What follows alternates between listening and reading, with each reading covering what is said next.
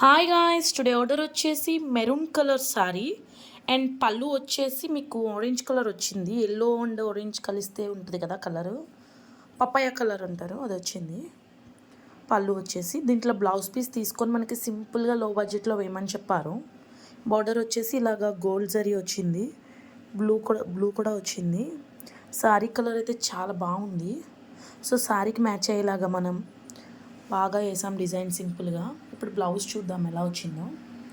Back neck వచ్చేసి ఇలా వేసాం గాయస్, చూడండి అసలు మగ్గం వర్క్లా ఉంది, అసలు హ్యాండ్ వర్క్లానే ఉంది, బట్ ఇది మిషన్ మీద చేసాము.